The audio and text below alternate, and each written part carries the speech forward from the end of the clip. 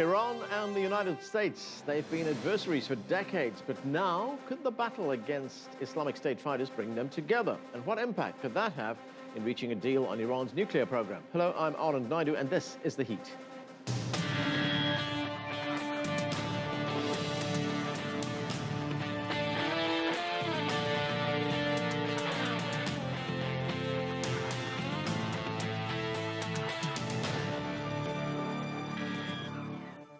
It's been 35 years since relations between the United States and Iran imploded during the Iran hostage crisis. Relations between the two countries never recovered. Now, as the United States is leading a war against Islamic State fighters in Iraq and Syria, there may be some common ground between the US and Iran. Both nations are threatened by ISIL. At the recent United Nations meeting in New York, US Secretary of State John Kerry said that in the fight against ISIL, quote, there is a role for nearly every country in the world to play, including Iran. But Iran and the US are also engaged in sensitive talks over the future of Iran's nuclear program. And at the same UN meeting last week, Iran's President Hassan Rouhani insisted any cooperation on fighting ISIL hinges on a nuclear deal. A final accord regarding Iran's peaceful nuclear program can serve as the beginning of multilateral collaboration aimed at promoting security, peace, and development in our region and beyond. Meanwhile, US President Barack Obama is sending his own signals. My message to Iran's leaders and people has been simple and consistent. Do not let this opportunity pass.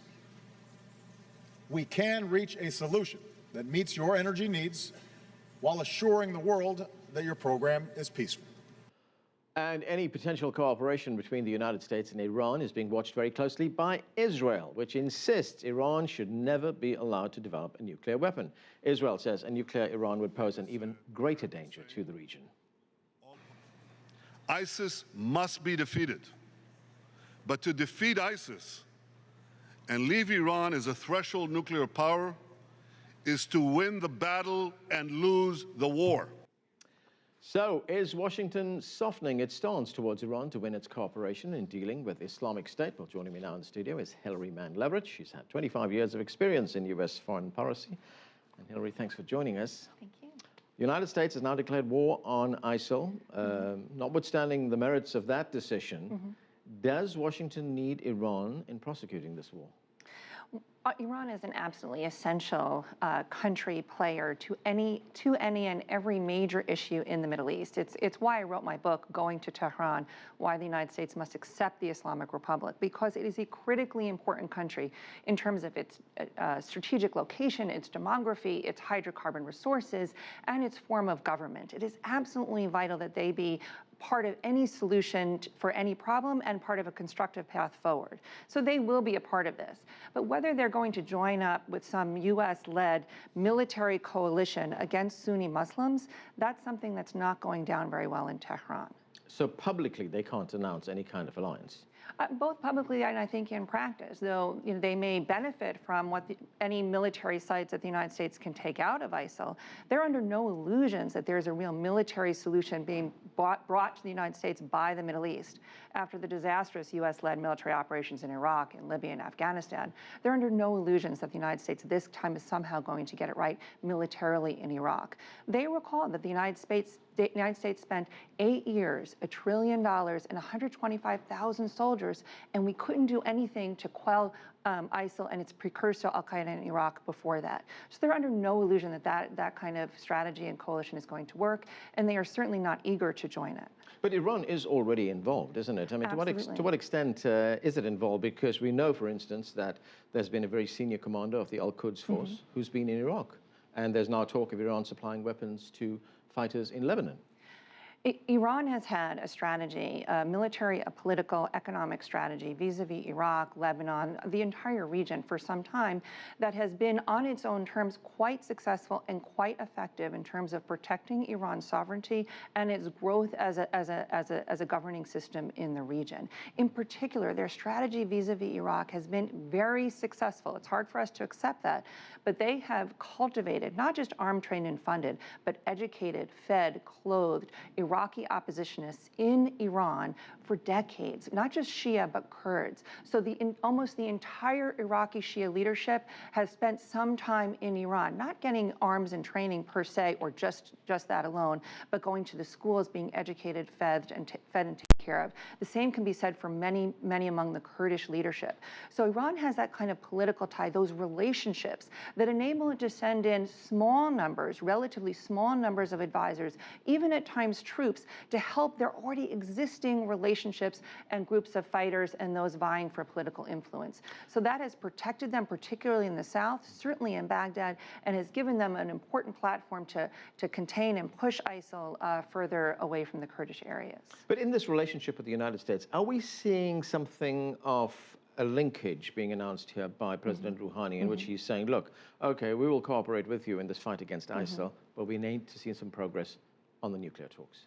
I'm not so sure the Iranians are laying down an offer to the United States that they would join a U.S.-led military coalition under these circumstances, that is being prosecuted in defiance of the government of Syria and without a Security Council resolution. I'm really not sure the Iranians are putting that on the table. But what I think the Iranians are saying, which is critically important and not well heard here in Washington, or I think even around the world, is even though there is a meeting of the minds over the threat ISIL poses to Iraq, to Iran, to the region and the world, that instead of being able to join together to cooperate against that threat, the U.S. approach is undermining Iranian confidence, not only in the American ability to deal with that threat, but in the American ability to come to terms with Iran over the nuclear issue.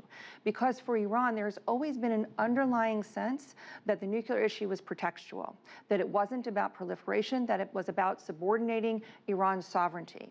That is now being amplified by the American approach to Syria and Iraq, where the United States has declared, and most American elites, that Assad has lost all right to sovereignty and we could do whatever we want.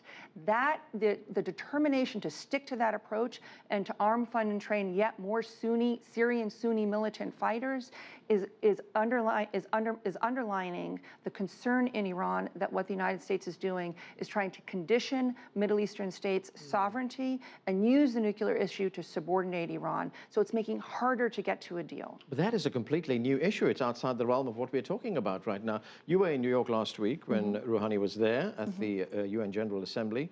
He met a wide spectrum of people. He met some very senior analysts and experts, yourself included, in New York.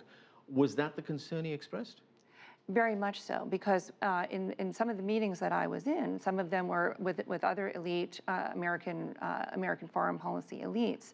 They were uniformly focused on how President Assad in Syria had lost sovereignty, and therefore the U.S. military coalition and what it was doing was justified. You could just see in the body language that President Rouhani bristled at that, and this idea that the United States could dictate terms to Syria and also to Iran on the nuclear issue was something that Iran had to take even more seriously than it had over the past year, and had to look at the potential compromises that it has on the table vis-a-vis the P5+1, the negotiating context for the nuclear issue. In that context, that Iran has to be even more careful today than it was a year ago about the kinds of compromises it could agree to. So if that is the issue, you know, legitimacy, sovereignty, if that is the issue that is preoccupying the minds of policymakers in Iran, what are the chances of a nuclear deal then? I think they're pretty low. And you saw even President Obama in his speech to the United Nations, he stressed to the Iranian people and Iranian leaders, and again, he doesn't use the name the Islamic Republic of Iran, their legally recognized name, but he says to them, you have a right to energy. He talks about their rights to energy. He doesn't talk about their rights to sovereignty, to make these decisions on their own. So I think this is overcasting the potential for a deal. The time is very short. November 24th is the self-imposed deadline. If they don't come to a consensus on principles in the next 2 weeks, it's hard to see how there can be a deal. And I left New York more pessimistic than I've been in some time. Would Iran be open to another extension? Senior Iranian officials are saying they don't see the utility. They don't see what that buys Iran, because for the past year, Iran has been scrupulously abiding by the interim agreement and restricting and restricting its own nuclear activities in exchange for very little financial relief. For the Iranians to continue that without any lifting of sanctions doesn't really serve any purpose for them other than to look good in a U.S. audience. You know, this crisis has made for some very strange bedfellows, as we've seen. You know, we're talking now about Iran and the United States getting together. Some Syrian politicians have made statements saying, well, we support the American bombing of the country. How would other U.S. allies in the region be looking at this? I'm talking especially about Saudi Arabia and Israel. Well, I think this is why the Saudis made it really a quid pro quo, that they would only join this U.S.-led military coalition to bomb ISIS or ISIL, whether it's in Iraq or Syria, if the United States agreed to publicly support the arming and training of even more Syrian Sunni militants in Saudi Arabia, because the Saudis are focused on bringing down Assad and ensuring that the regional balance of power weakens Syria and Iran. So that was, I think, quid pro quo, and the Saudis have joined that in order to get American support, again, against Iran, against the Syrian government. So the Saudis have reacted in a pretty strategic way as far as they see their own interest. Extract what they can from the Americans and give them this token sign of support in fighting ISIS. Right, and then it brings us back to a point that we have talked about before on this show, and that is U.S. strategy. Is there a strategy here? Because it seems, again, that there's no game plan here. There's no end game. You know, I often think of Albert Einstein and his, his famous quote that doing the same thing over and over again and thinking that there'll be a different result is the definition of insanity. We have been arming, training, and funding Sunni militants from Afghanistan to Libya to Iraq to Syria now for decades. And the only thing that we get back is literally an explosive backlash and the undermining and eroding of American power, influence, and credibility. So we know where this sorry tale has gone before and where it's likely to go now.